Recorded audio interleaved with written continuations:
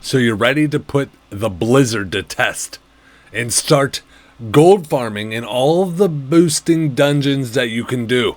The ones I want to highlight and the ones I've tested multiple times. I've had my characters boosted. I played mage back in 2019. These ones are by far the best. And I want to break down, because you start to step up in level as you get more comfortable at doing these AoE pulls for the whole dungeon and the boosting strategy. So the gold will go up as we go. So let's start, and I'll talk about, what it is, kind of what you need, and, roughly what type of gold you should expect during the process.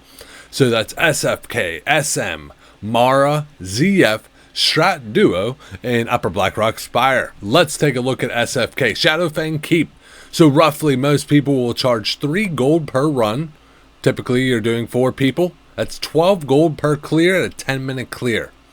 So 5 clears, 60 gold an hour. The beauty to this one, it's not very difficult. You're not running as much of a risk.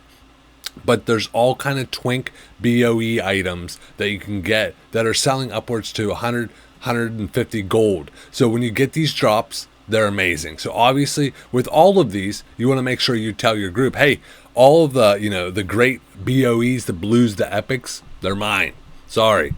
You can let them loot the different stuff. Awesome, because then you can get some raw gold off them looting. So it's almost not even worth your time, and it's nice for them. But you're going after the blue twink AoE or BOE items. That's the big part as far as that goes. Now obviously these gold per hour will change a little bit based off, maybe you're able to get 5 gold an hour instead of 3, or maybe it takes you 15 minutes per run instead of 10. Well, you're going to be able to do one less run, which will impact the gold per hour. So you just got to take that stuff into consideration. I imagine when you're first learning, it is going to be a little bit slower, and as you perfect it, you will trim down the time. The goal is to always be able to do 5 runs per hour. Looking at the next one, we're starting to bump it up a little bit. SM, Scarlet Monastery. So you're going to be doing Armory and Cathedral, and then you're going to reset. Typically takes about 12 minutes to do both of them. On average, most people are charging anywhere from 9 to 10 gold. Sometimes most people will charge 10 gold, but then if you buy 5 runs, you get a little bit of a discount. Depends on if you want to do that as far as that goes. But running 4 people, you're looking at 30 minutes or 36 gold per clear. With 12-minute clears. So on average, you're going to be getting about 4 clears an hour at 144 gold an hour. Now the blues they're not very good. So, they're worth maybe 5 to 20 gold, nothing crazy. You're going for that raw gold an hour. The one thing I do recommend when you do the SM boosting, the higher the frost resist you have, the better. So to make it perfect, I think it's about 110 frost resist. And there's all sorts of sets that you can get that has like frost resist and some stamina and some intellect. That's really the biggest things you need. You need lots of intellect, lots of stamina. Now with this one as well, it doesn't hurt that you would probably invest a gold or 2 in using a limited action potion for some of the big pulls when you're pulling everything. Unless you time it perfectly, when you go to get out of your ice block, they could one-shot you. So the way around that is use a limited action potion, but you are cutting yourself down about 10 gold an hour by using, one every run as far as that goes. But the frost resist, they are casting frost bolts at you.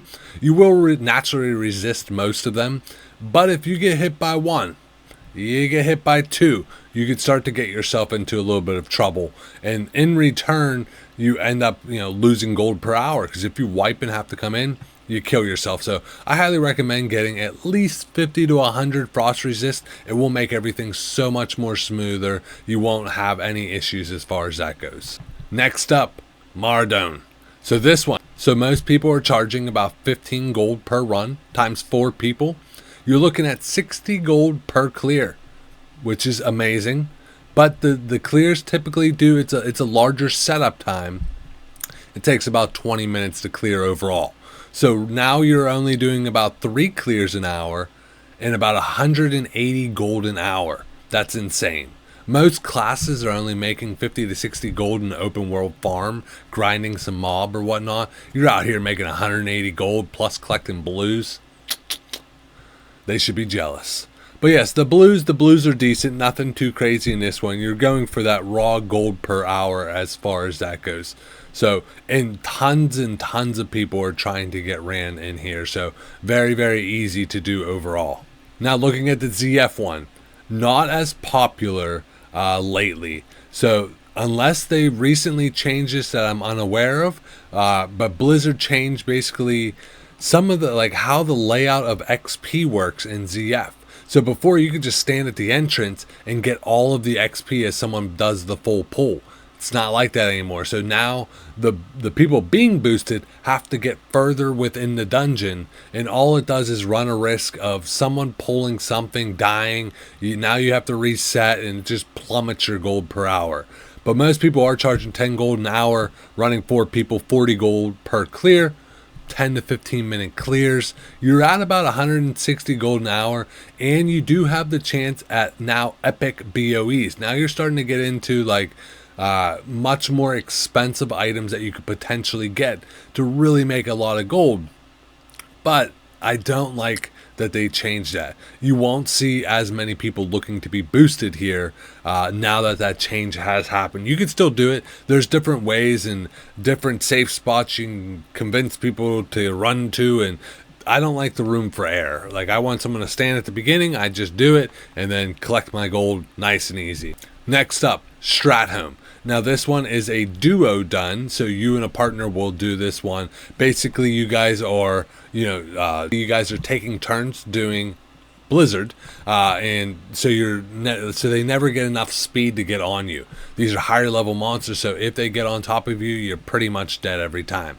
And actually, before I forget, let me revert back. With the Mara one, I recommend 50 nature resist, because all of the little demon things are shooting like poison bolts at you.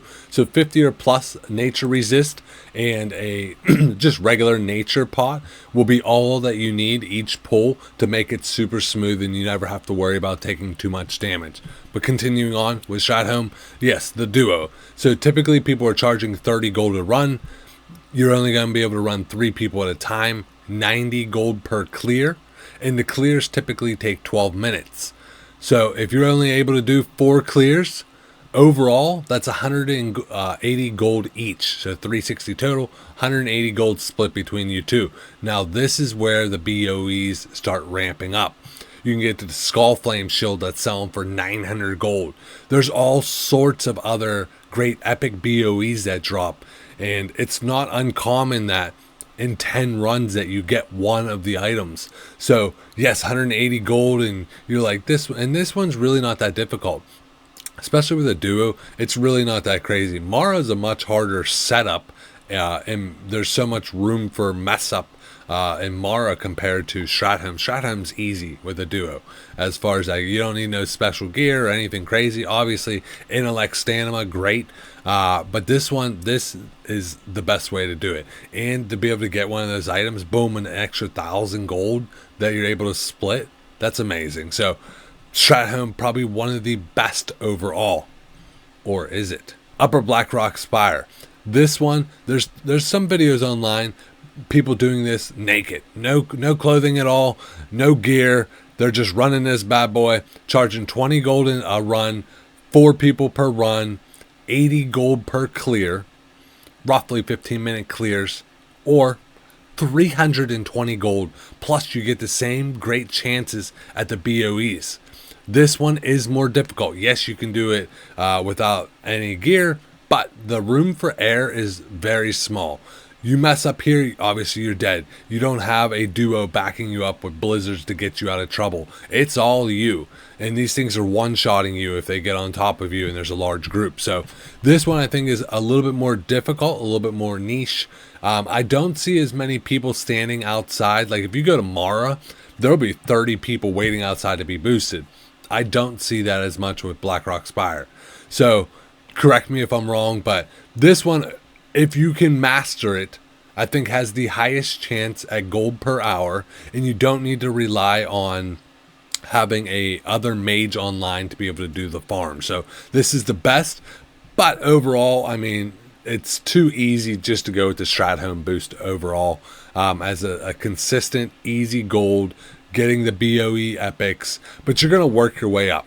So you're going to do SFK. You're going to get comfy. Then you're going to move to SM. Okay, not bad. Now you start to get into more difficult stuff, which is like your Mara. Awesome. You nailed Mara down.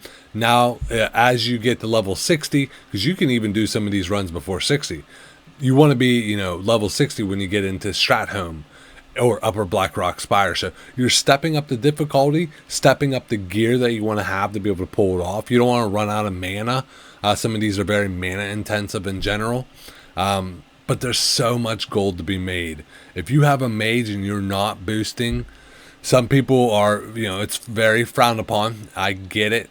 Not everybody is a firm believer in the whole boosting stuff. Like, why even play? I get it, but it's going to happen. I would rather people mage AoE farm like this, boosting dungeons, than buying gold, because all that does is create more bots. So if you're at least doing something, providing some sort of service, then I don't see anything wrong with it. It is what it is in that sense.